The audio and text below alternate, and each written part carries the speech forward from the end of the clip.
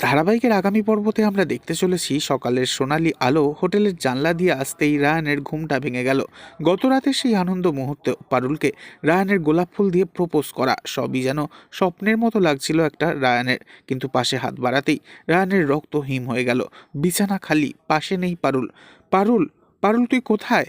রায়ানের চিৎকারে হোটেলের দেওয়াল কেঁপে উঠল। রায়ানের মনে পড়ে গেল সেই কাপালিকের কথা। তবে কি এবার ভয়টাই সত্যি হলো? কাপালিক কি তবে সত্যিই পারুলকে তুলে নিয়ে চলে গেল? রায়ান হোটেলের বাইরে বেরিয়ে পড়ল। গভীর জঙ্গল, চারিদিকে ঝিঝি পোকার ডাক আর ছমছমে পরিবেশ।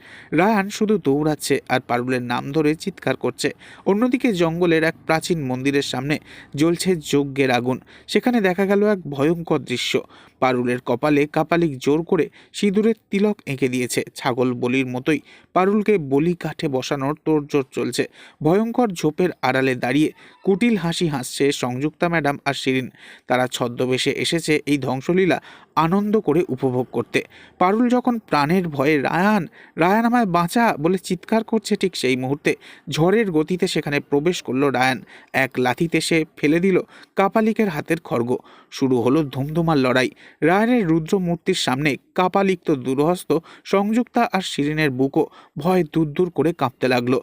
পারুলকে আগলে ধরে রায়ান যখন গর্জে উঠল, তখন সংযুক্তা আর শিরিনের পালানোর পথ নেই।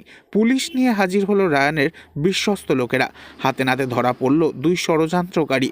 বিপদ কেটে গেল। পারুলের দুই চোখে জল মুছিয়ে দিতে রায়ান তাকে জড়িয়ে ধরল। সংযুক্তা আর শিরিনের মুখে তখন চুলকালি। পারুলের মুখে ফুটে উঠল এক তৃপ্তির হাসি, যে হাসিতে ছিল আনন্দ, জয়ের আনন্দ। তো বন্ধুরা, রায়ানের এই হিরোর মতো এন্ট্রি আর সংযুক্তা ও শিরিনের এই চরম শাস্তি আপনাদের কেমন লাগলো? পরবর্তী আপডেটের জন্য অবশ্যই আমাদের সাথেই থাকবেন। ধন্যবাদ।